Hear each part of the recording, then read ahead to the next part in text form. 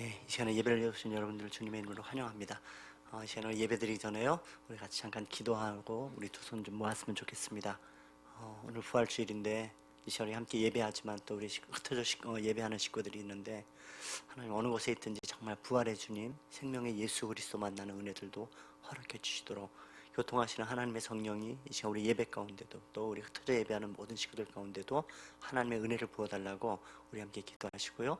또 코로나 가운데 우리 식구들 모두를 지켜주시고 강건하게 하여 주시고, 또 고통당하는 이웃들, 또 이 나라의 민족이, 또 열방 가운데도 하나님 모든 환우들에게 긍휼을 베풀어 주시고 치유 회복의 은혜를 베풀어 달라고 우리 그렇게 주님 앞에서 조용히 우리 마음들을 모으고 기도하겠습니다. 기도하십시다.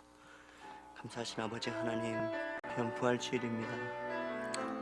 우리 함께 이 부활의 축제와 우리 생명을 거신 예수 그리스도의 은혜 풍성함들을 맛보는 귀한 날입니다. 하나님, 그 은혜가 예배께 온 식구들 모두에게도 흘러가게 도와주시고, 하나님 또 이곳에 함께 예배하지 못하지만 또 흩어져 예배하고 흩어진 복음의 나그네로 살아가는 우리 식구들 모두를 기억하여 주시고 붙잡아 주시기를 간구드립니다. 하나님 아버지, 우리 모두에게 교통하시는 주의 성령께서 부활의 생명 예수 그리스도의 은혜가 우리 심령 가운데 흘러넘칠 수 있도록 은혜를 베풀어 주십시오. 하나님 아버지, 영혼마다 긍휼히 여기시고 만나주시고 회복과 자비의 은혜들을 베풀어 주시기를 간구드리옵니다. 하나님 아버지, 주님 앞에 간구하옵나니 주의 은혜 위에 은혜를 베풀어 주십시오. 이 나라와 하나님, 이 시대 가운데 주님 긍휼히 여겨주시고 코로나를 통해 고통당하는 하나님 이웃들을 기억하여 주시기를 간구드립니다. 하나님, 수들이 줄고 질병의 확산들이 하나님 멈추게 하신 하나님, 또 많은 아버지 회복들이 일어나게 도와주시고, 하나님 특별히 코로나 질병 가운데 고통하는 식구들 모두 영혼들 가운데 찾아가 주시고 치유 회복의 은혜를 베풀어 주시기를 간구드리옵니다. 예외치 못하는 모든 심령마다 하나님 찾아 위로하여 주옵시고, 열방 가운데나 이 시대 가운데 하나님 긍휼을 베풀어 주시고, 나라마다 인종마다 하나님 신음하는 모든 것들, 하나님 이 땅 인간의 오만한 모든 아버지 교만함들을 이겨 주시고, 하나님 회개하며 차복하는 은혜의 날들이 마수 있도록, 하나님 치유하며 회복의 은혜들이 있도록 주님 인도하여 주시고 그 긍휼의 은혜를 베풀어 주십시오. 하나님, 이 시간 예배하는 식구 모두를 붙잡아 주시고 주의 긍휼과 자비의 은혜를 더하여 주옵소서. 주님께 감사를 드립니다. 주님께 감사드립니다.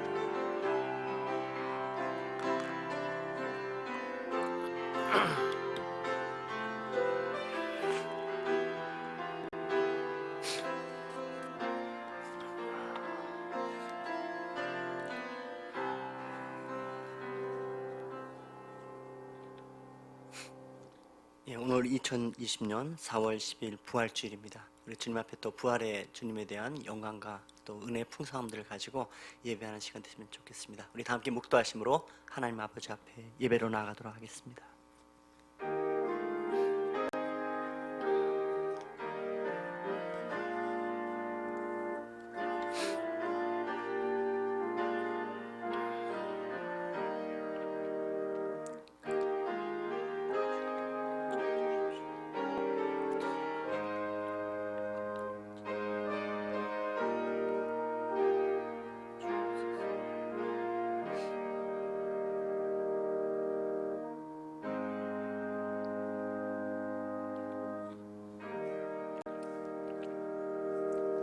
나는 부활이요 생명이니 나를 믿는 자는 죽어도 살겠고 무릇 살아서 나를 믿는 자는 영원히 죽지 아니하리니 이것을 내가 믿느냐.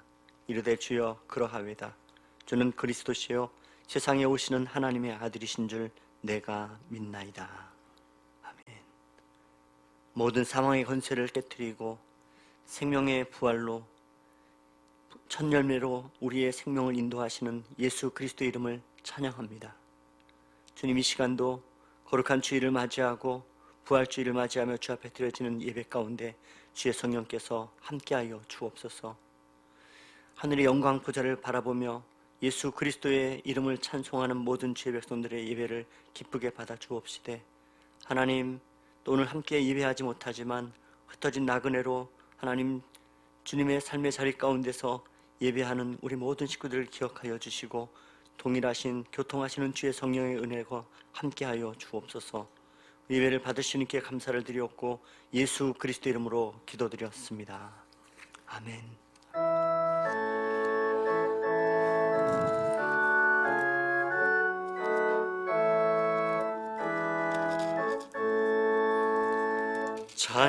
찬양하라 내 영혼아,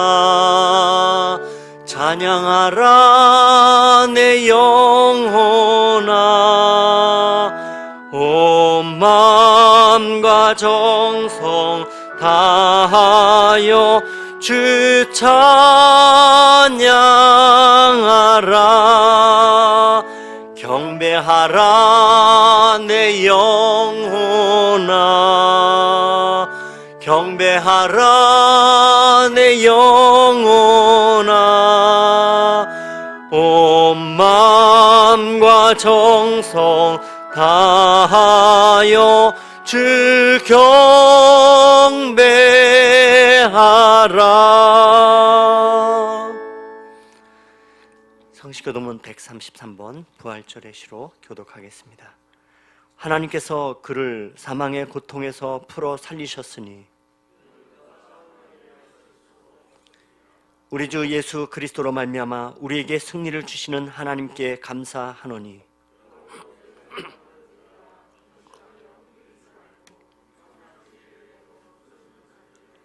이 말을 할 때 예수께서 친히 그들 가운데 서서 이르시되 너희에게 평강이 있을지어다 하시니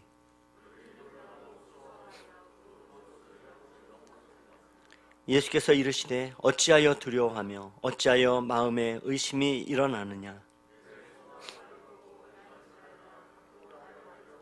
영은 살과 뼈가 없으되 너희 보는 바와 같이 나는 있느니라.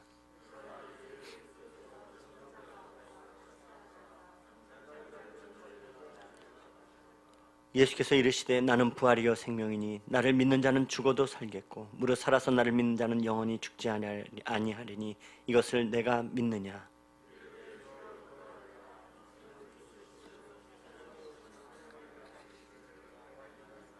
아멘. 전능하사 천지를 만드신 하나님 아버지를 내가 믿사오며 그 외아들 우리 주 예수 그리스도를 믿사오니 이는 성령으로 잉태하사 동정녀 마리아에게 나시고 본디오 빌라도에게 고난을 받으사 십자가에 못 박혀 죽으시고 장사한 지 사흘 만에 죽은 자 가운데서 다시 살아나시며 하늘에 오르사 전능하신 하나님 우편에 앉아 계시다가 저리로서 산자와 죽은 자를 심판하러 오시리라. 성령을 믿사오며 거룩한 공회와 성도가 서로 교통하는 것과 죄를 사하여 주시는 것과 몸이 다시 사는 것과 영원히 사는 것을 믿사옵나이다. 아멘.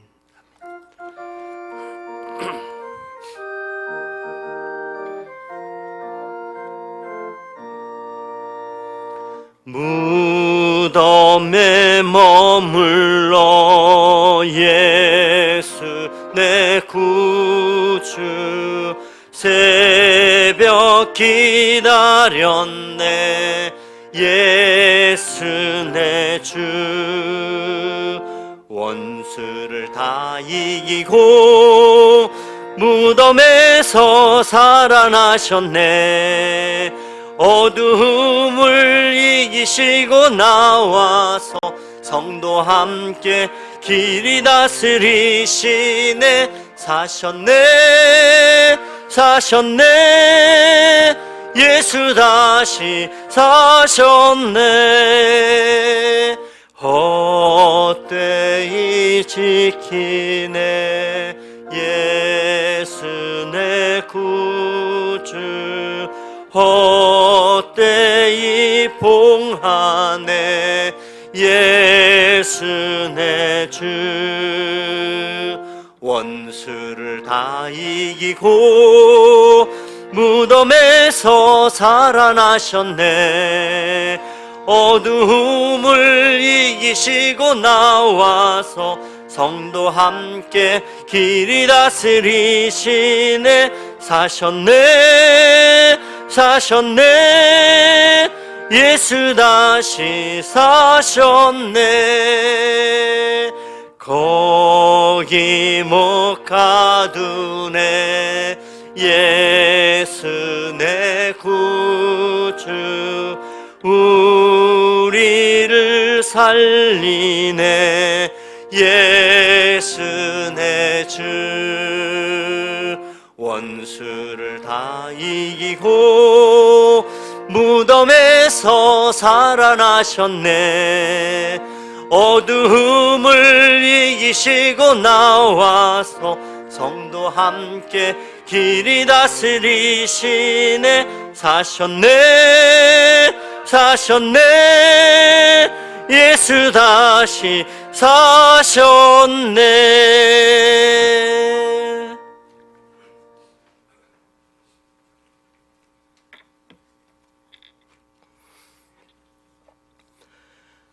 자비로우신 하나님 아버지, 우리를 구원하기 위하여 독생자 예수 그리스도를 이 땅에 보내시고 십자가 보혈의 피로 우리의 죄를 대속하여 씻어주시고 죽음에서 부활하게 하신 하나님께 감사와 영광을 드립니다. 우리가 세상에 살면서 입과 행동으로 지은 죄가 수없이 많음을 고백합니다. 지금은 전 세계가 코로나19로 인하여 사망과 공포가 온 세상을 뒤덮는 가운데 부활주의를 맞아 지나온 우리의 죄를 고백하며 주님 앞에 모든 것을 내려놓고 기도하오니 자비를 베푸시어 사망과 공포의 늪에서 우리를 건져내시고 부활의 새로운 세상을 허락하여 주시옵소서. 주님, 매년 드리던 부활절 예배이지만 금년 부활절은 더욱이 특별히 다가옵니다.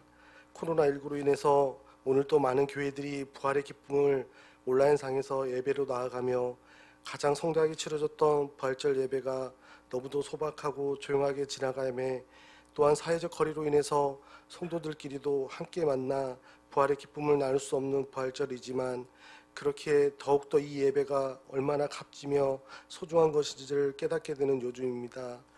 비록 오늘 또 다 함께 모든 성도들이 모여 주님의 부활의 기쁨을 나누고 감사할 수는 없지만 온라인상에서 각자의 자리에서 주님의 부활을 기쁨을 누릴 수 있는 주일이 되기를 원합니다.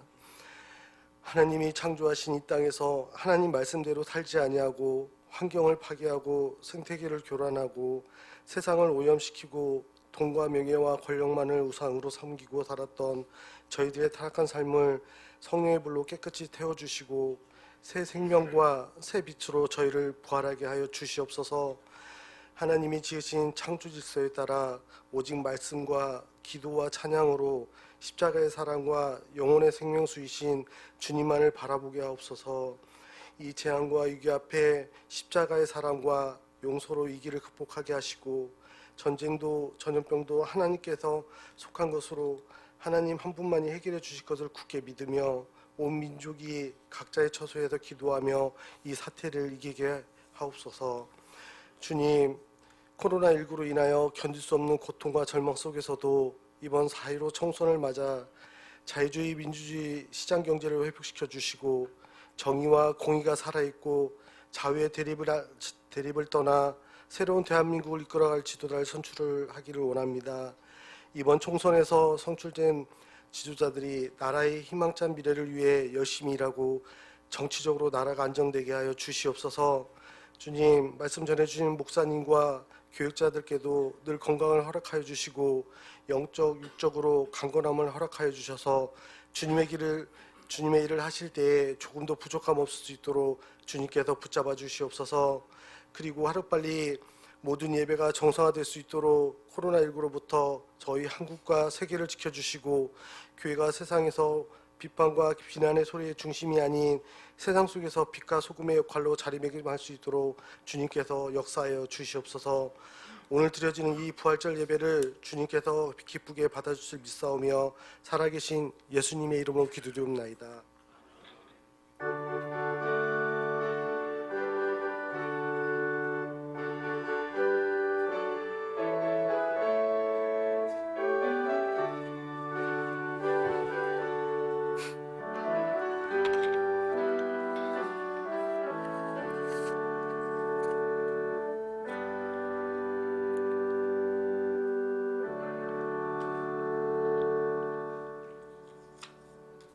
오늘 우리에게 주신 하나님의 말씀은 마가복음 8장 11절로 21절의 말씀입니다.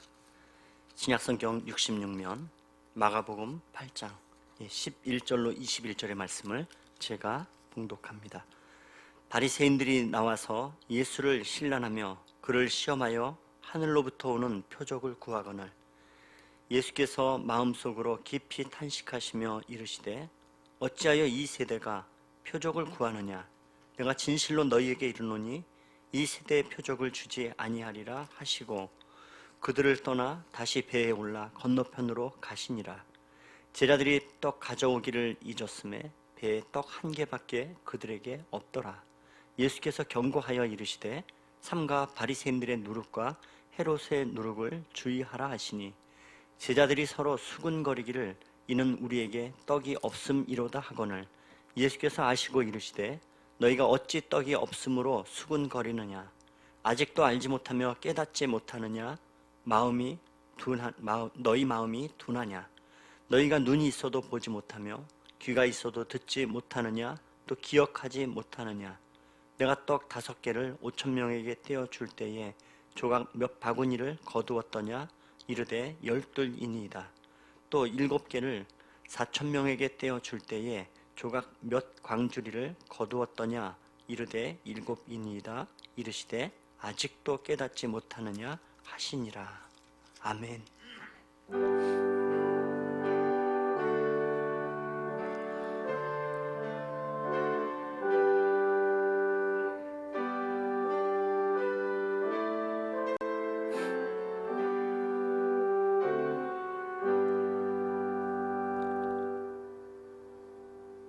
주님, 이 시간 우리가 주 앞에 예배하며 특별히 부활의 주님, 영광의 예수 그리스도의 이름을 높입니다.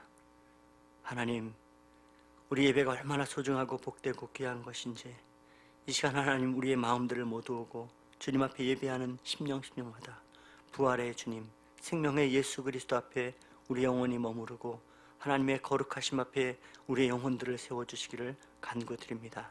하나님, 이 시간 봉헌하며 우리 귀한 믿음의 예물들을 올려드립니다. 우리의 삶의 자리 가운데 날마다 하나님의 영광과 기쁨이 또 하나님께서 내 삶의 주인이 되심을 바라보며 온전히 살았던 우리의 삶의 모습들을 주 앞에 봉헌하며 또 귀한 믿음의 예물들을 봉헌하옵나니 하나님 예물마다 기쁘게 받아 주옵소서.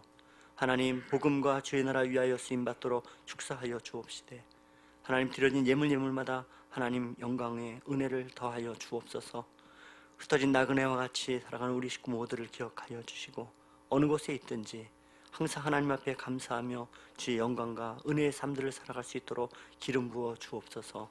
그 삶의 은혜의 열매들이 날마다 풍성하게 도우시고 주신 은혜 앞에 하나님 앞에 감사의 고백이 넘치게 하여 주시고 주신 은혜 따라 또 어렵고 힘든 이웃들을 함께 바라보며 베풀고 나눔 있는 선한 대 부한자의 삶의 은혜들을 허락하여 주옵소서.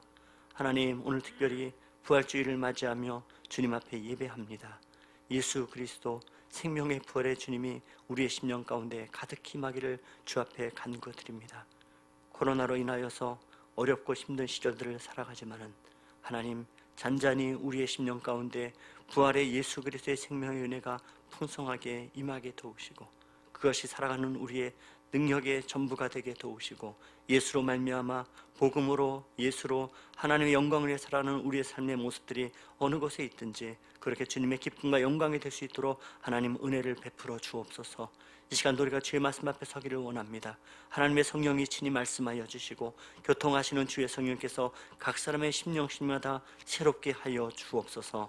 우리 예배를 받으시며 우리의 심령 가운데 말씀하실 주님께 감사를 드립니다. 예수 그리스도의 이름으로 기도드렸습니다. 아멘.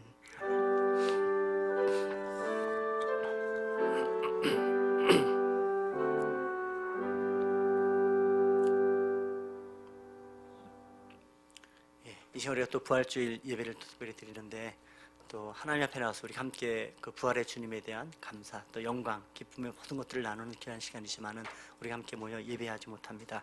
하지만 어느 곳에 있든지 또 이 시간 예배하는 우리 식구들과 또 흩어져 예배하는 모든 식구들 모두에게도 이 부활의 주님의 은혜가 우리 심령 가운데 풍성히 임할 수 있도록요. 그것이 우리가 살아가는 삶의 자리 가운데 정말 능력이 되어지고 은혜 되어지도록 또 그렇게 하나님의 크신 은혜가 흘러가기를 주님의 이름으로 축원합니다. 1969년도에 스탠포드 심리학과의 짐 바르도 교수가 재미난 시험 하나를 했습니다. 뉴욕 브롱스에 있는 이 치안이 허름한 뒷골목에다가 차 2대를 세워놨는데요. 이 2대의 차 가운데 한 대는 그냥 본넷 뚜껑을 이렇게 슬쩍 열어두고 다른 한 대는 똑같이 본넷 뚜껑을 열었지만 또 하나 유리창을 깨고 그리고 2대를 세워놓고 이 두 차량이 어떻게 변화하는가라는 일주일간을 관찰하고 실험을 했습니다.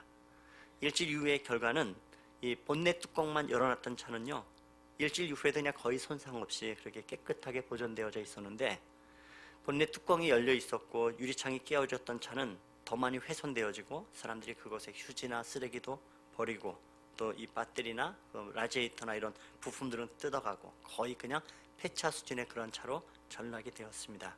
여기서 그래서 지금 바르도 교수는 그 깨진 유리창의 법칙이라는 그러한 용어를 만들어냈습니다.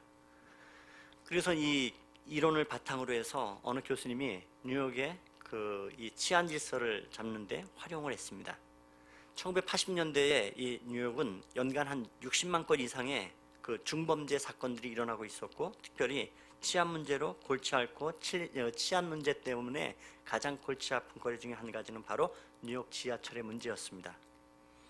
그 당시 이 뉴욕 지하철은 이미 한 100년 정도가 되는 아주 오래된 세월 때문에 낡았고 또 냄새도 나고 온통 또 낙서로 인하여서 강력 범죄가 끊이지 않는 그러한 아주 골칫덩어리였습니다. 그래서 이 깨진 유리창의 법칙을 바탕으로 해서 럿거스 대학의 조지 켈링이라는 교수님이 뉴욕시 당국에다가 제안을 했던 것이 바로 이 뉴욕 지하철에 이렇게 도배되었던 낙서를 지우자는 제안을 했습니다.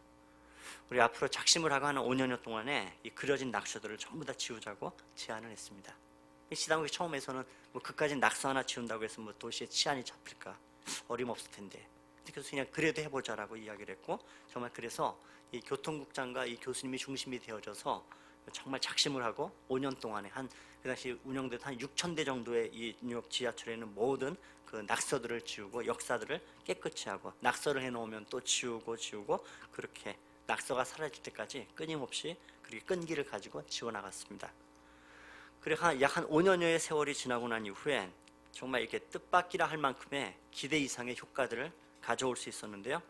이 뉴욕 안에 있는 모든 지하철에 낙서가 사라져서 깨끗해졌을 뿐만 아니라 그 당시의 범죄율이 이 80% 이상들이 그렇게 사라지는 그런 놀라운 효과들을 가지고 왔습니다.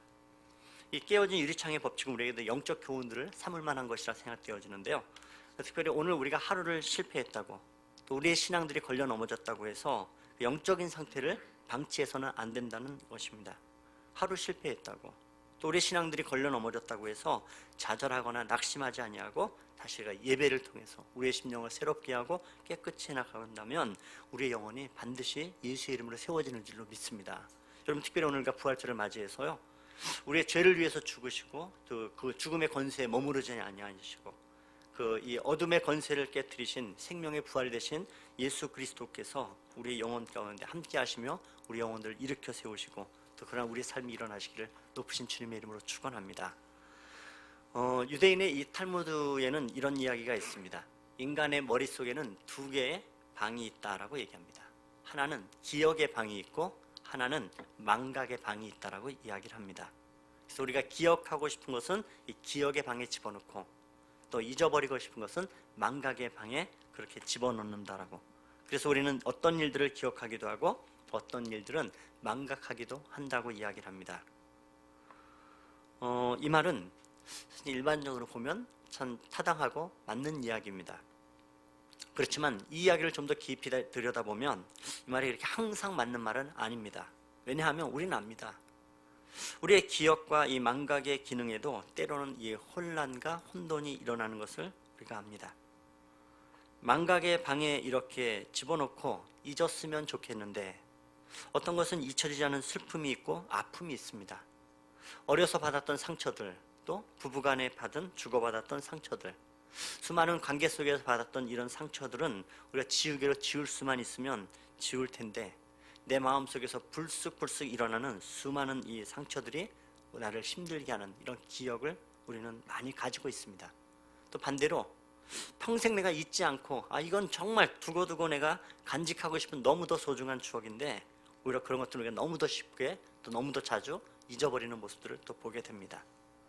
자, 오늘 제자들이 보면 딱 그런 사람들입니다. 엄청난 지금 하나님의 은혜를 받았으면서도 평생 그 은혜를 기억하고 멋진 그리스도인들로 그렇게 살아갈 수 있을 텐데 순간순간 너무도 중요한 일들을 그것도 너무 쉽게 잊어버리고 그들의 삶이 변화되지 않는 모습 가운데 예수님이 그런 제자들을 보시고 참 답답해하시는 모습을 볼 수가 있습니다. 오늘 본문의 이 예수님과 제자들의 대화 앞에서는 우리가 몇 주 살펴봤던 이 오병이어와 칠병이어의 배경들을 기억해 볼 수 있을 것입니다. 앞에 살핀 대로 오병이어는 유대 갈릴리 지역에서 5천 명의 사람들을 먹이셨던 기적이었고, 그리고 바로 앞장에서 우리가 앞에 살펴봤던 이 칠병이어, 이 사건은 이방인의 데가볼리 지방, 갈릴리 데가볼리 지방에서 4천 명을 먹이셨던 그런 기적의 사건들입니다. 이 이방 지역에서 베푸셨던 칠병이어의 사건 이후에 예수님과 제자들은 다시 유대 지역으로 이렇게 옮겨오셨습니다. 그런데 문제가 한 가지 발생되어 있는 겁니다. 13절 14절에 보시면요, 그들을 떠나 다시 배에 올라 건너편으로 가시니라. 제자들이 떡 가져오기를 잊었음에 배에 떡 한 개밖에 그들에게 없더라. 그들이 다시 배에 오르는데요, 떡 가져오는 것, 쉽게 표현하면 뭐냐면 도시락 챙겨오는 것을 잊었다는 겁니다. 제자들에게서요 또 걱정하기 시작합니다. 16절에 제자들이 서로 수군거리기를 이는 우리에게 떡이 없음이로다. 야, 떡이 없다. 야, 도시락 준비 못했다. 근데 여러분 기억하시죠? 지금 말씀드린 대로 유대 지역에서뿐만 아니라 이방인의 지역에서도 그 기적의 한복판에서 엄청난 이 기적들을 갖다가 온몸으로 경험했던 이 제자들입니다. 그런데 이 오병이어와 칠병이어의 엄청난 기적의 사건들을 경험하고도, 바로 직전에 경험하고도 제자들은요 전혀 달라진 게 없습니다. 우리 앞에 시간에 살펴본 대로 물고기 2마리, 보리떡 5개로 5천 명 먹은 사건, 뭐 한 번은 그렇게 그냥 그 기적을 맛보고도 잊어버릴 수 있다고 손친다 하더라도, 바로 이거 하나 이 사건 지금 바로 직전에 경험했던 이 칠병이어, 떡 7개, 물고기 2마리로 4천 명을 먹이고, 그리고도 그죠? 7이 바구니가 남았던, 광주리가 남았던 이 엄청난 기적을 맛보고도 또 잊어버리는 것 보면 참 이 사람들 대단하다는 생각들을 우리가 쉽게 할 수가 있습니다. 근데 지금 이 시점이 굉장히 재미있어요. 지금 말씀드린 대로 이 오병이어, 칠병이어의 이 두 차례의 기적의 현장 속에 있음에도 불구하고 오늘 제자들은 또 무슨 타령을 시작합니까? 떡 타령을 시작한다고요. 떡 타령을. 떡 문제 때문에 지금 걱정하기 시작합니다. 앞에서 오병이어에는 떡 5개가, 그리고 칠병이어에서 떡 7개가 그렇게 진행된 사건이었다면, 오늘 사건에는요 떡 하나로 시작되는 것을 보죠. 우리 떡 하나밖에 없어. 여러분, 이 사건들은 별개의 사건들이 아니고요, 오히려 하나의 이 카테고리를, 하나의 덩어리를 이루어져 묶여져 있는 사건인 것을 우리가 볼 수가 있습니다. 그러면 이 떡 하나의 이 사건이, 떡 1개가 있는 이 사건이 어떻게 논리적으로 발전해 가는 것을 우리가 추적해 볼 수 있는데요, 지금 제자들이 떡 가져오는 것을 잊었고 이 배에 함께 올랐는데 배에는 지금 떡이 1개밖에 없습니다. 자, 그런 상황 가운데 예수님 말씀하세요. 바리새인들과 헤롯의 떡을 주의하거라. 근데 지금 여러분, 제자들의 생각은 이 예수님 말씀에 대해서 오해하기 딱 지금 뭐만 생각해요? 떡만 생각해요. 그러니까 뭘 얘기해도 지금 떡과 관련돼서 지금 기억이 난단 말이에요. 지금 예수님의 생각과 제자들 사이에 이 생각의 간격이 너무 큰 것을 우리가 볼 수가 있습니다. 예수님이 뭘 말씀하셨다 지금 그 얘기하고 있어요. 야, 지금 예수님이 누룽 얘기하는 거 보니까 이거 떡 얘기하시네? 큰일 났네. 야, 도시락 챙겨왔니? 아니, 없어. 야, 네가 챙기기로 했잖아. 아니, 아무개가 챙기려 했는데 어떻게 됐니? 아무도 안 챙겼어. 도시락 아무도 안 챙겼구나. 야, 예수님 우리가 도시락 챙기지 못한 거 아셨구나. 지금 이야기만 하고 있습니다. 이런 제자들 앞에서 예수님이 지금 어떻게 말씀하고 있습니까? 17절에 얘기합니다. 예수께서 이르시되 너희가 어찌 떡이 없으므로 수군거리느냐? 아직도 알지 못하며 깨닫지 못하느냐? 너희 마음이 둔하냐? 무슨 말씀이에요? 야, 너희 아직도 떡 때문에 걱정하고 있냐? 아직도 깨닫지 못하니? 내가 2번이나 기적을 행하고 너희의 필요를 공급했는데 아직도 나를 신뢰하지 못하니? 내가 너의 인생의 진정한 해결자이고 구세주고 주님이라는 사실을 아직도 깨닫지 못하니? 그래서 말씀해요. 깨닫지 못하냐? 그렇게 마음이 둔하냐? 그럼 이거 요즘 우리말로 바꾸면 뭐예요? 너 그렇게 머리 안 좋니? 이 소리 하시는 거예요, 사실은. 여러분, 깨닫지 못하느냐라고 말씀하시는 이 주님의 말씀이 그렇다고 해서 단순히 그냥 이 기억력이 그렇게 안 좋니 지금 말씀하고 있는 건가요? 아닙니다. 단순히 제자들의 기억력에 문제가 있다고 말씀하시는 것이 아니라 너희 기억력이 모자라서 지금 그렇게 얘기하고 이런 어려움에 처해 있니? 라고 그런 의미로 지금 말씀하고 있는 것은 결코 아닙니다. 지금 이 제자들이 깨닫지 못하고 있는 이유들은 두 번이나 엄청난 기적을 경험했음에도 불구하고 아직도 주님을 온전히 신뢰하지 못하는 더 본질적이고 근본적인 이유가 있다는 것을 지적하고 계십니다. 그 이유가 뭐냐? 15절 예수님 말씀이 그것입니다. 예수님 경고하여 이르세요. 삼가 바리새인들의 누룩과 헤롯의 누룩을 주의하라. 무슨 말씀이세요? 왜 지금 누룩의 이야기를 예수님이 언급하고 있으십니까? 여러분, 누룩이라는 것은, 여기서 얘기하는 누룩이라는 것은요, 영향력이라는 것에 대한 상징성입니다. 영향력. 빠른 속도로 빠르게 번져나가는 것. 요즘 우리가 보는 무슨 코로나 얘기하고 거의 비슷하죠? 정말 그런 것 같아요. 제자들이 지금 예수님 번져서 영향력을 미치는 것을 누룩이라고 말씀하고 계시는데요. 근데 특별히 누구의 누룩이라 말씀하고 있어요? 바리새인들의 누룩, 헤롯의 누룩. 일단은 여러분, 뉘앙스 자체가 긍정적이지 못하죠. 예수님 한 번도 이 바리새인들, 헤롯에 대해서 칭찬해 본 적 없어요. 칭찬을 어떻게 실컷 책망하시고 야단하셨잖아요. 나쁜 무리의 사람들이라. 그러니까 지금 이 바리새인들과 헤롯의 누룩이 빠른 속도로 번지고 물들어 있는 나쁜 영향력으로 있는 그것 주의하라. 지금 그렇게 말씀을 하고 계십니다. 자, 여러분, 바리새인들이 누굽니까? 사실상 예수님이 얘기했던 이 바리새인들을 누룩을 주의하라 했을 때 이 바리새인들은 종교 권력자들입니다. 헤롯은요, 정치 권력자입니다. 말하자면 이 두 집단은 유대 사회를 지금 완전히 장악하고 있고 어마어마한 영향력을 갖고 있는 사람들입니다. 당시에 이 바리새인들이나 이 헤롯 정권이 온 백성들을 가르쳤고 잘못된 해악거리를 끼쳤던 나쁜 영향력들을 끼치고 있습니다. 그러니 삼가하고 조심하거라 말씀하시는 이 바리새인들의 누룩과 헤롯의 누룩은 무엇인가? 물론 여러분, 우리가 바리새인 하면 우리가 늘 예수님 책망하셨던 이야기 속에서, 그리고 충분히 우리가 먼저 바리새인들은 우리가 갖고 있는 위선적인 그 형식주의들, 외식주의 이런 것들이라 우리가 추론할 수 있습니다. 그것도 당연히 포함되어 있습니다. 헤롯은요, 권력을 탐하고 그 권력을 탐할 뿐만 아니라 그 권력 가운데서 무섭게 백성들의 세금을 갖다가 강탈하고 특별히 물질에 대한 탐욕이 엄청났던 그런 이 물질주의, 이런 것들을 나름대로 우리가 추론해낼 수는 있을 것입니다. 그런데 특별히 오늘 성경 속에서 예수님 말씀하셨던 누룩의 핵심적 가치는 어디에 있냐면 그 앞에 11절에 이미 나와져 있습니다. 11절 말씀 가운데 보시면요, 그 바리새인들이 나와서 예수님이 그 이방인의 지역에서 칠병이어의 사건을 해결하시곤 배를 타고 건너오셨어요. 유대 지역으로. 그래서 다시 바리새인들이 예수님 앞에 나온 겁니다. 근데 그들이 나와서 어떻게 예수님을 신란하며 그를 시험하여 하늘로부터 오는 표적을 구하거늘. 먼저 이 사람들이 예수님께 오자마자 신란부터 시작을 해요. 이 신란이라는 단어가 뭐냐면 입에 거품을 품고서 맹렬히 비난하다라는 것입니다. 여러분, 예수님은 비난받는 게 전공이셨던 거예요. 여러분, 누구의 조그마한 비난 앞에서는 그렇게 가슴 아파하는 사람 되지 않으셔도 됩니다. 수련도 그냥 평생 그냥 그런 비난 속에서 그냥 사셨어요. 무던하게 그냥 그러나 보다 하고 사신 주님 기억하십시오, 여러분. 근데 그리고 예수님께서 이 예수님을 신란하고서는 그들이 시험하여 이르되 하늘로부터 오는 표적을 구합니다. 바리새인들이요. 왜요? 들은 소문이 있단 말이에요. 야, 보리떡 5개 물고기 2마리로 5,000명 먹었대. 에? 그런 일이 어딨어? 야, 저 건너편에서는 지금 이방인들에게 가서는 보리떡 7개 물고기 2마리로 4,000명 먹이고 난 이후에 광주리가 남았대. 에? 그런 일이 어딨어? 이건 두 눈으로 봐야 믿어. 예수님이 건너오셨어요? 달려오자마자 예수님이 실컷 비난하고 뭐라고 해요? 하늘로부터 오는 표적을 또 구합니다. 근데 예수님 말씀하신 거예요. 12절에 보십시오. 예수께서 마음속에 깊이 탄식하시며 이르시되 어찌하여 이 세대가 표적을 구하느냐? 내가 진실로 너희에게 이르노니 이 세대에 표적을 주지 아니하리나 하시고.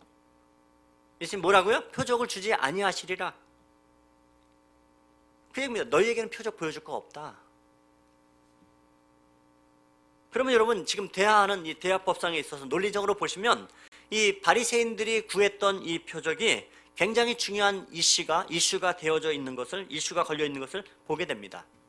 과연 이들이 구했던 표적은 무엇이었고 그 표적을 거절했던 예수님의 의도는 무엇인지 우리가 알아야 바리새인들의 누룩, 헤롯의 누룩을 삼가 조심하라 말씀하셨던 경고하신 주님의 진정한 뜻을 우리가 알 수 있을 것입니다. 자, 이 동일한 사건을 지금 마가만이 다른 것이 아니고요. 이 마태복음에 대해서 이 마태도 이 사건을 어떻게 설명하고 있는지를 우리가 좀 더 볼 수 있는데요. 마태복음 16장 1절로 4절 가운데 보면 1절 바리새인들과 사두개인들이 와서 예수를 시험하여 하늘로부터 오는 표적 보이기를 청하니 2절 3절 대답하시고 나신 이후에요. 4절에 악하고 음란한 세대가 표적을 구하나 요나의 표적밖에는 보여줄 표적이 없느니라 하시고 그들을 떠나 가시니라. 마가는 그냥 예수님이 보여줄 표적이 없다라고 말씀하셨다고 이야기하고 자세히 더 이상은 언급하고 있지 않지만은 마태는 지금 이 예수님은 요나의 표적밖에는 보일 것이 없다라고 언급을 하고 있습니다. 그렇다면 예수님이 말씀하셨던 요나의 표적은 무엇인가를 조금 우리가 추적해 볼 필요가 있을 것입니다. 여러분 요나 기억하시죠? 하나님이 어느 날 니느웨 성에 가서 복음을 전하오라 말씀하십니다. 요나가 처음에 굉장히 완강하게 거절했어요. 왜요? 이 니느웨, 아수르의 수도였던 이 니느웨, 아수르는 이 요나나 유대인들에게 있어서 뭐예요? 아주 철천지 원수 같은 나라입니다. 이해를 돕자면 마치 이스라엘에게 이 아수르는 우리나라 사람들에게 일본과도 같은 그런 정서의 나라입니다. 특별히 이렇게 억압당했던 그 시절로 돌아간다면 더 지금이야 많이 나아졌다고도 얘기하지만 여전히 사실은 이 우리나라 사람들에게 정서를 가장 힘든 관계 속에 놓인 나라 중에 하나가 바로 일본입니다. 그럼 그 일본에 가서 복음을 전하라? 오늘은 지금 선교사들이 많이 가 있어서 그런 문제들에서 쉽게 우리가 당연히 가야지 할 수 있겠지만 여러분 80년대 불과 20년, 20년 전만 해도 선교사들이 갈 때 가장 주춤했던 나라 중에 한 가지가 일본이었습니다.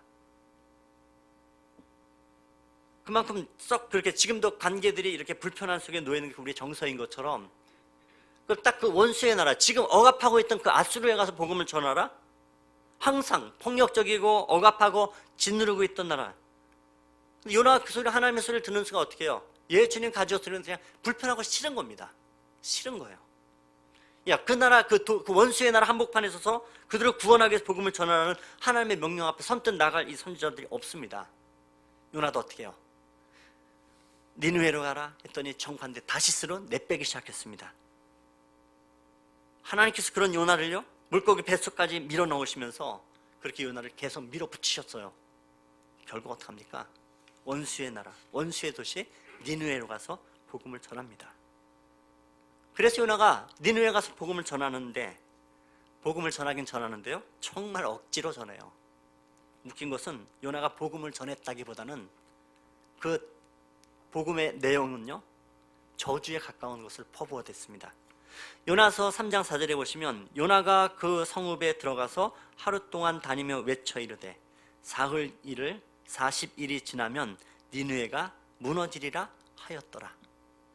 이 소리도 굉장히요 요나가 교묘하게 전해요. 니느웨가 다시 작은 도시가 아닙니다.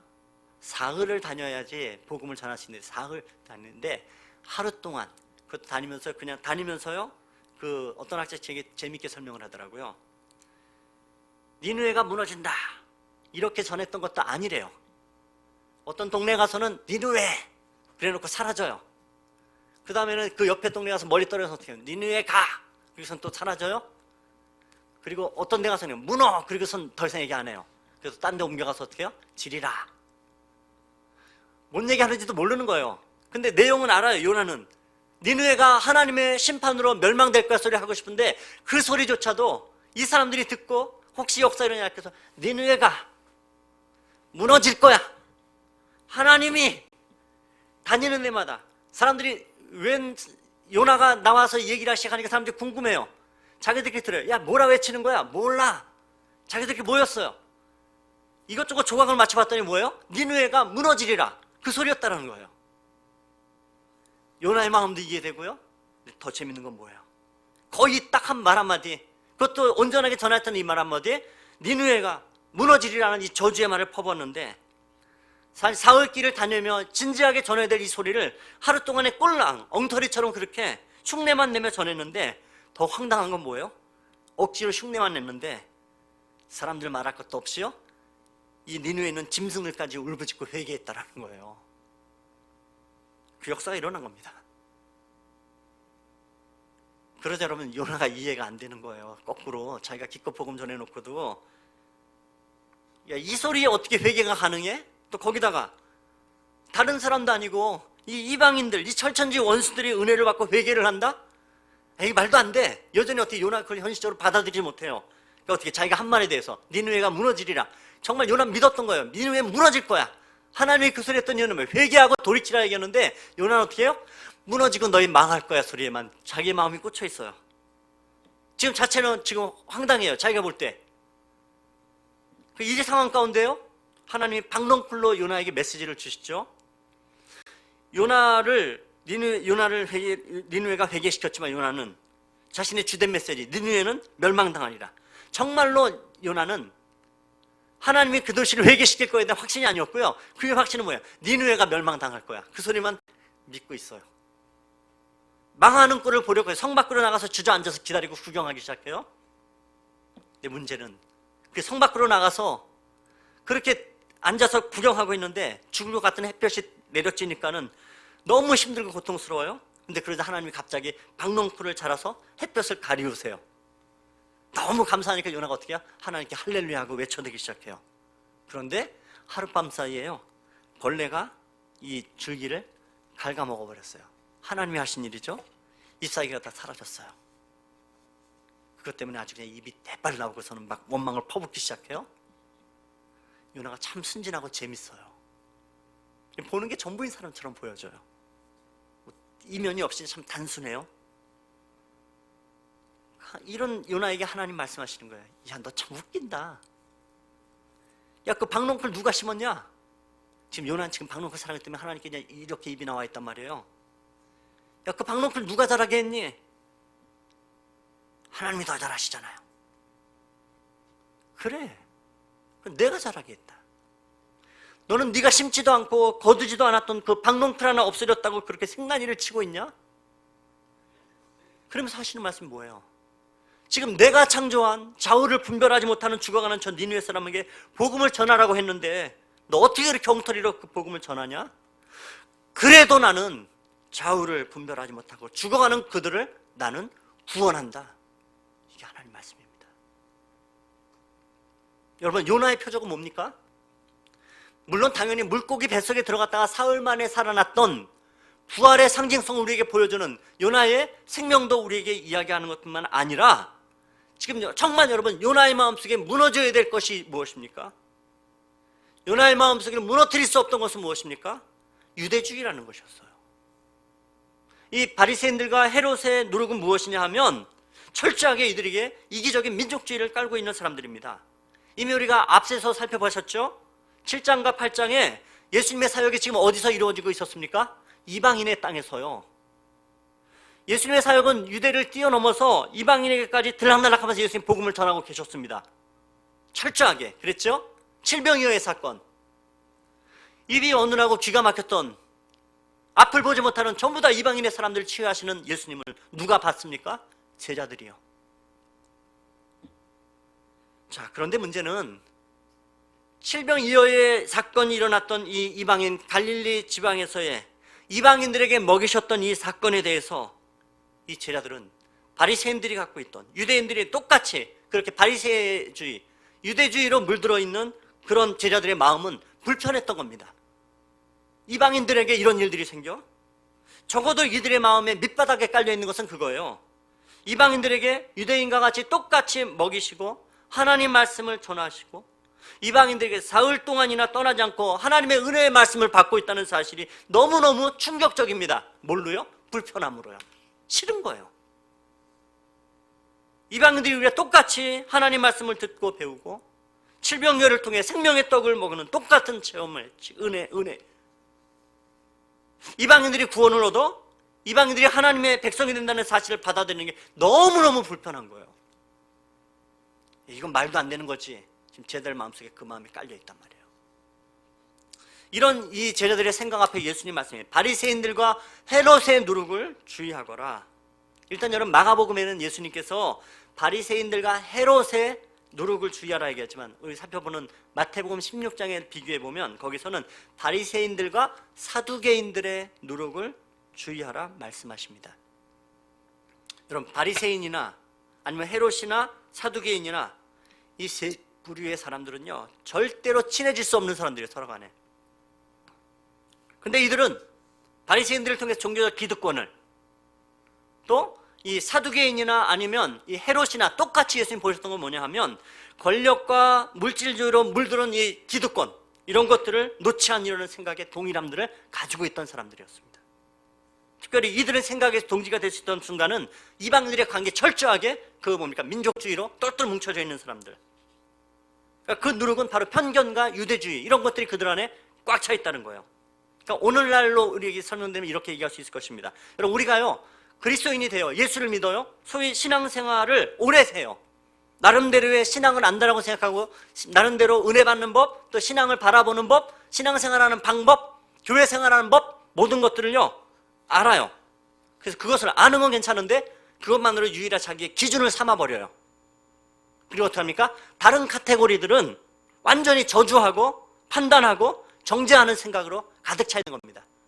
저 신앙은 틀렸지, 아니 멀리 예수 안 믿는 사람들을 바라보고 하는 게 아니고요, 함께 예수 믿는 다른 옆에 있는 내 형제자매를 바라보며 판단하는 겁니다.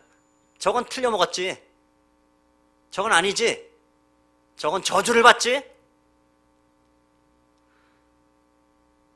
여러분, 이런 것들을 이 신학자들은 뭐라고 얘기냐면 이 범주적 폭력이라 그렇게 표현을 해요. 범주적 폭력이라. 나와 다르면 정죄합니다. 나와 다르면 틀려먹었다는 거예요. 그런데 지금 여러분, 이런 것들을 깨기 위해서 예수님이 자신의 거룩함들을 망가뜨리고 오신 겁니다. 예수님은 그 거룩을 무너뜨리고 죄인의 모습으로 이 땅 가운데 오셨고 저주의 십자가에 죽으신 겁니다. 그런 주님 앞에 우리가 만입이 있다 할지라도 어떤 입술이 함부로 자신의 편견을 가지고 사람들을 비판하고 정죄할 수 있겠는가? 어림도 없는 얘기입니다. 아닙니다.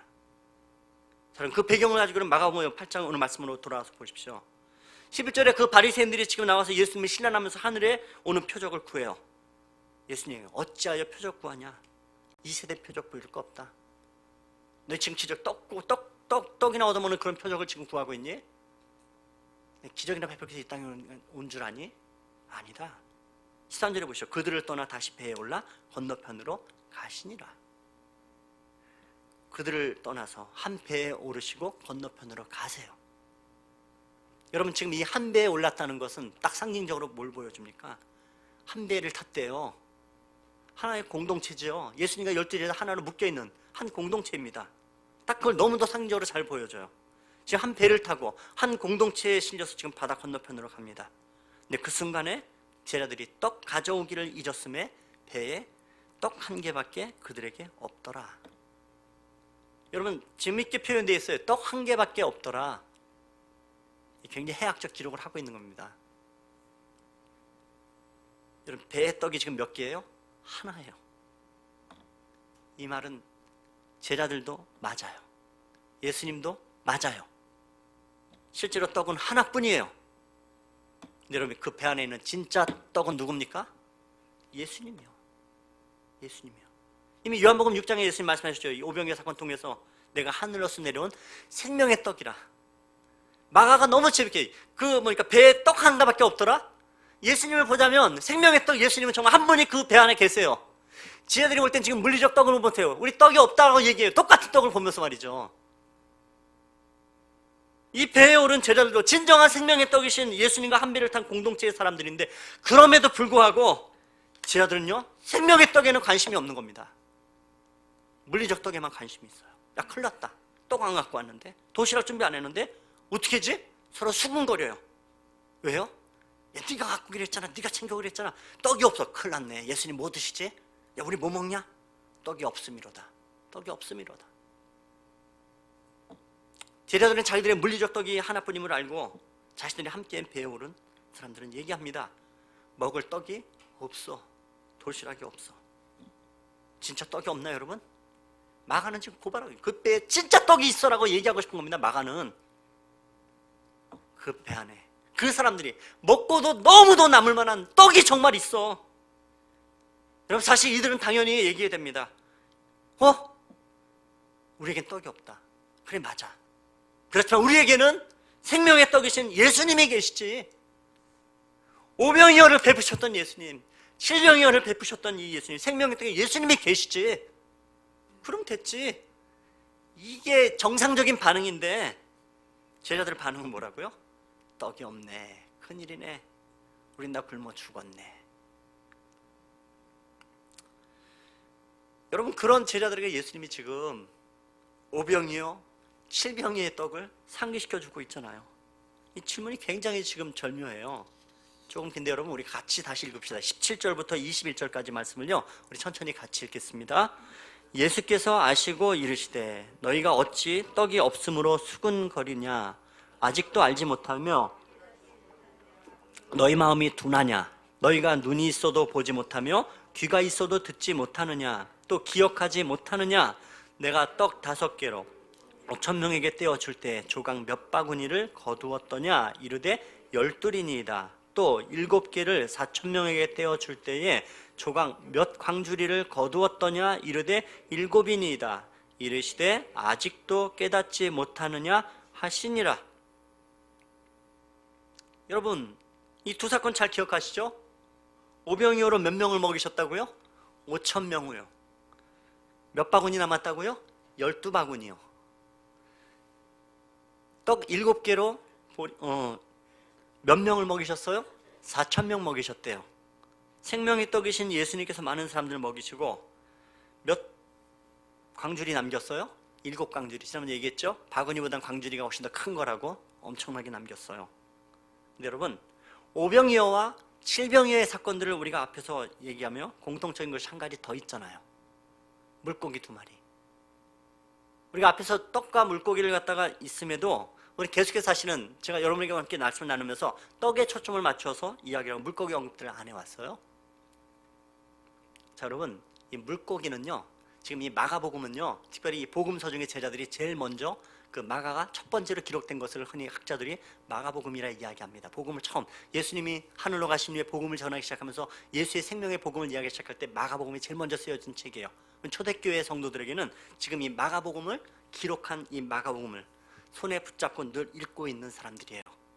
근데 이 초대교회의 기독교적인 상징이 바로 무엇이냐면 물고기였습니다.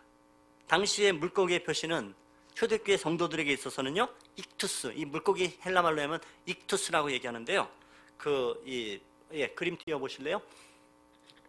익투스, 우리 많이 이 초대교회 저런 그림들이 많아요, 실제로. 이게 익투스라. 여러분 이거 많이 봤죠? 요새 그래도 덜한데 한참 때는 또 차 뒤에다 열심히들 붙이고 다녔잖아요. 익투스. 이게 뭐냐 하면 그 예수, 크리스토스, 데오, 휘오스, 소테르. 어떤 뜻이냐면 예수 그리스도, 데오 하나님의 휘오스 아들, 소테르라는 것은 구원자. 무슨 얘기예요? 익투스라는 것을 통해서 이 첫자들만 딴 거예요. 예수의 아이는 이 예수할 때 이로부터 시작하는 이들이 하고 싶은 익투스를 통해서 이들이 얘기하는 뭐예요? 예수 그리스도는 하나님의 아들이시며 나의 구원자이시다. 이 고백을 하며 살아가는 사람들입니다. 초대교회 성도들은 익투스를 고백하면서, 초대교회 성도들은 이 오병이어의 아까 보셨던 것처럼 그 데코타이나 이런 것들을 통해서 자신들은 그리스도인으로서 그들이 고백되는 건 무엇인가? 예수 그리스도는 하나님의 아들이시고 나의 구원자시라. 이것이 이들의 고백이었습니다. 이 물고기 5개, 보리떡 5개, 물고기 2마리를 통해서 생명의 떡이신 예수 그리스도, 하나님의 아들, 그분은 나의 구원자라. 예수 그리스도만이 나의 삶의 구원자이시며 나의 주인 되시고 나의 전부이십니다. 이것을 고백하며 살아가는 사람들입니다. 여러분, 우리 모두는 익투스, 예수 그리스도는 하나님의 아들이신 그분은 나의 구원자시라. 여러분, 이것을 고백하며 살아가는 것이 우리입니다. 사망의 권세를 깨뜨리시고 생명의 길로 인도하시는 참떡이신 예수 그리스도를 주인으로 고백하며 살아가는 사람들. 이 예수 그리스도만이 내 인생의 모든 문제를 해결해 가시는 참나의 주님이십니다. 이 고백으로 살아가는 사람들이란 말이에요. 여러분, 여러분의 정말 참된 신앙 고백들은 무엇입니까? 여러분의 주인은 누구십니까? 여러분, 우리가 정말 이 코로나 때문에 더 어렵고 힘든 시대를 살아갑니다. 온통 들려오는 소리들이 있죠? 보는 눈들이 있어요. 경기는 점점점 어렵고 곤두박질 칠 거야. 이제 시작이야. 아직 닥치도 않은 두려움 앞에 두려워 떨고 있는 우리의 모습은 너무 쉽죠? 시대 앞에 예수님께서 여러분에게 묻고 계시고 싶은 것이 이겁니다. 너는 이 코로나 시대 가운데 무엇을 주인으로 삼고 살아가고 있는 거니? 이 코로나 시대 가운데 나는 여전히 너의 주인이 맞니? 우리는 늘 고백하잖아요. 예수님 나의 구세주가 되십니다. 내 삶의 전부이십니다. 고백을 해요. 코로나 시대가 왔어요? 어렵고 힘들지요? 너 여전히 내가 주인이 맞니? 예, 예수님 주인은 맞는데요. 맞는데요. 세상과 똑같이 여러분 바리새인에 물든 누룩과 같이 헤롯에 물든 누룩과 같이 무엇을 걱정하고 염려하고 있습니까? 그 심령 앞에 주님이 우리에게 묻고 계십니다. 너 아직도 깨닫지 못하니? 여러분, 왜 우리는 아직도 주님을 신뢰하지 못할까요? 예수님을 체험해요. 주의 말씀을 믿어요. 예수님 나의 구세주라고 고백을 해요. 그럼에도 불구하고 금방 우리의 문제가 앞에 인생 가운데 닥쳐와서 떡하니 서면 그 주님은 잊어버립니다. 내 마음을 가득히 채우고 그때 주인 행사하고 있는 것은 무엇입니까? 여러분, 내 마음 안에 바리새인에 물든 누룩으로, 헤롯에 번진 누룩으로, 그것 때문에 절절매매 여러분 우리가 이 시대를 지금 전전긍긍하며 살아가고 있지는 않습니까? 여러분, 정말 지금 확인해야 될 시대를 살아갑니다. 난 뭘로 살지? 난 뭘로 살지? 두렵고 힘든 이 시대 가운데 나는 뭘로 살아가지? 난 예수로 살지. 난 예수로 살지. 예수님 내 인생 책임지시지. 난 그 예수의 복음과 영광을 여전히 살지. 여러분, 세상이 어려웠지만 우리의 마음속에 변하지 않는, 또 붙잡아야 될 영원한 가치이신 예수 그리스도 생명의 줄을 붙잡아야 되는 줄로 믿습니다. 마가는 지금요 이 이방인에까지 번져나가면서 복음과 생명의 떡과 구원의 은혜를 베푸신 예수님에 대한 불편한 마음을 제자들에게 이야기하고 싶습니다. 바리새인의 누룩의 영향에 묶여있지 말거라. 바리새인들처럼 그 나쁜 누룩 가운데, 세상에 물든 그 마음 가운데 묶인 마음 되지 말라. 바리새인들처럼 우리 자신만의 아주 좁은 신앙의 형식과 가식만을 채우고 그것이 신앙인 것처럼 위장하고 행세하는 위선과 거짓을 주인으로 삼는 것, 제발 그렇게 세워놓지만 안 됩니다. 사실 그것도 모자라서요, 바리새인들과 같이 형식만 남은 외식주의와 말도 안 되는 자기만의 위선적인 신앙의 잣대를 들이대면서 주변의 사람들을 정죄해요, 판단하고 비난해요. 왜요? 그래야 자신이 의로운 척, 자신이 안심되는 것들이 있기 때문에. 여러분, 거기에 속고 살아서는 결코 안 됩니다. 코로나 시대를 살아가면서 여러분의 흩어진 나그네로 살아가고 있는 우리 모두에게 종교적 형식만 남아서 여러분 정말 이전보다도 예수님을 향했던 그 알맹이의 마음들이 흩어진 채로 살아가서는 결코 안 됩니다. 코로나로 시대가 어렵고 힘들어 우리에 들려오는 많은 소리들이 더 물질적으로 고통당하는 두려움의 소식 앞에서 물질을 더욱더 그렇게 붙잡고 사는 시대가 얘기하는 이 순간에 여러분, 정말 여러분 심령 가운데 붙잡고 싶은 것은 무엇입니까? 그저 종교적 기득권에 연연하는 사도들과 이 권력적인 기득권에 물질주의로 연연하며 아둥바둥 살아가고 있는 이 헤롯의 누룩이 우리의 마음에 가득히 번져서는 정말 안 됩니다. 여러분, 우리 이 부활주일에 예수 만나야 됩니다. 생명의 예수 만나야 됩니다. 그리고 그 예수 그리스도의 생명이 내 심장 안에 아주 정말 진하게 사라지지 않도록 새겨지고 또 새겨져야 됩니다. 오늘 우리가 부활절에 예배하고 싶은 예수는 그 예수입니다. 내 마음속에 뭘 붙잡고 이 시대를 살아가지? 아니, 시대가 어쩌하든 나는 정말 뭘로 살아가지? 예수로. 생명의 떡이신 예수님 만나는 인생. 편견과 어떤 이 범주 없이, 편견과 범주 없이 온 세상을 향해 복음을 들고 나아갔던 예수 그리스도가 이 부활절을 여러분 우리의 심장을 뛰게 하는 것은 바로 그것이 되어야 됩니다. 부활의 주님을 만난 인생은 내가 먼저 예수를 만나고, 그 예수님 나의 생명의 주님이시고, 그 예수님, 여전히 나를 살리시는 그 예수님, 여전히 세상 가운데 흘려보내야 될 것은 바로 예수 그리스도라. 여러분, 그것이 오늘 우리가 부활절을 맞이하고 예수 앞에 예배하는 우리의 참된 정신이 되어야 될 줄 믿습니다. 예수님께서 오늘 묻고 있는 것이 이것입니다. 아직도 깨닫지 못하느냐? 아직도 바리새인들과 헤롯의 누룩에 살아갈 것이니? 너 뭘로 살아갈 거니? 예수로 살아가거라. 예수로 살아가거라. 정말 여러분, 참 생명의 주인 되신 예수 그리스도, 어렵고 힘든 이 시대 한복판에서도 내 삶을 신실하게 이끄시는 이 부활의 주님을 붙잡고 살아가며 그 은혜에 풍성함들을 노래하는 우리 모두 되시기를 높으신 주님의 이름으로 축원합니다. 함께 기도하겠습니다. 주님, 이 부활의 아침을 우리에게 허락하시고 주 앞에 예배하게 하셨습니다. 생명의 예수 그리스도, 생명의 참된 떡 되시는 예수 그리스도, 예수 그리스도는 하나님의 아들이시며 나의 구세주가 되십니다.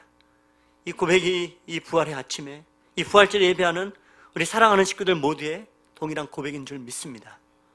이 고백으로 우리가 살아가는 사람들 되게 하여 주십시오. 시대가 어렵고 참 힘들고 두려움과 어수선함들이 가득히 지배하는 이 시대 한복판에 예수 그리스도, 나의 생명의 구주를 붙잡고 그 주님과 더불어서 내 삶을 인도하시고 역사하시는 하나님의 은혜를 기도하고, 멀리 이방 가운데서도 생명의 복음들, 예수 그리스도로 물든 세상을 꿈꾸시고 예수 그리스도의 생명의 은혜가 흘러가기를 기대하시는 예수의 은혜가 우리의 심령 안에 가득히 임하게 도우십시오. 하나 어렵고 힘든 시대 가운데서도 오히려 예수가 나의 전부 되게 도우시고 온전한 고백 위에 우리가 살아갈 수 있도록 주님 역사하여 주시고 은혜 위에 은혜를 더하여 주옵소서. 흩어진 하나님 우리 식구 모두를 기억하여 주십시오. 어느 곳에 있든지 예수 그리스도 하나님의 영광을 노래하고 예배하며 그 은혜 가운데 살아가는 우리 모두에게 삶의 능력과 은혜가 예수에게 있음을 맛보고 역사하고 찬송하는 은혜 있도록 인도하여 주옵소서. 감사를 드리옵고 예수 그리스도 이름으로 기도드렸습니다. 아멘.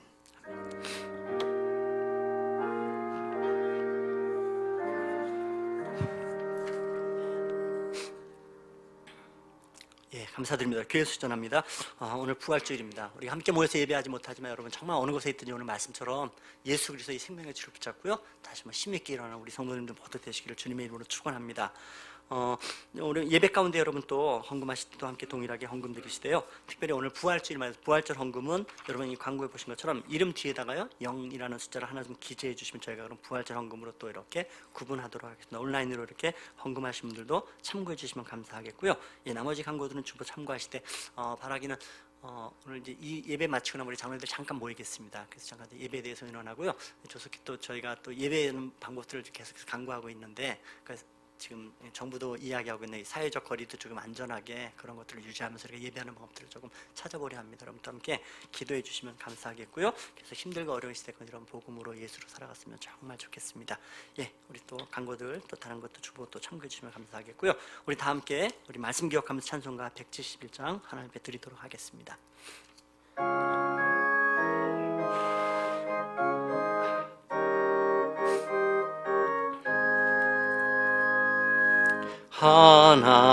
하나님의 독생자 예수 날 위하여 오시었네. 내 모든 죄 사시려고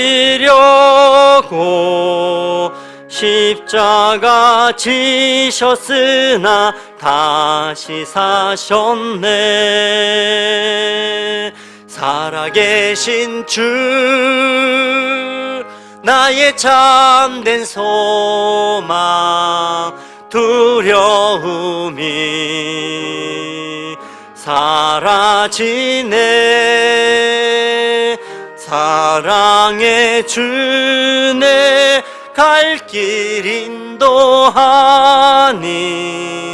내 모든 삶의 기쁨 늘 충만하네.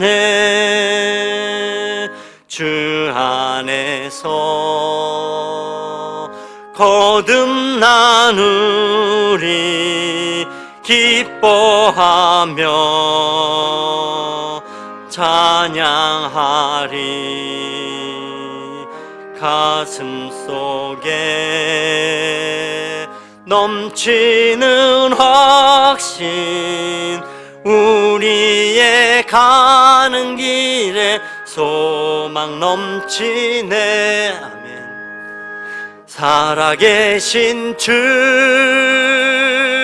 나의 참된 소망 두려움이 사라지네. 사랑 사랑의 주내 갈 길 인도하니 내 모든 삶의 기쁨 늘 충만하네. 선한 싸움 다 마친 후에 우리 주님 배우리라. 사망 권세 다 물리치고 주님이 다스리니 영광 넘치네. 아멘. 살아계신 주 나의 참된 소망 두려움이 사라지네.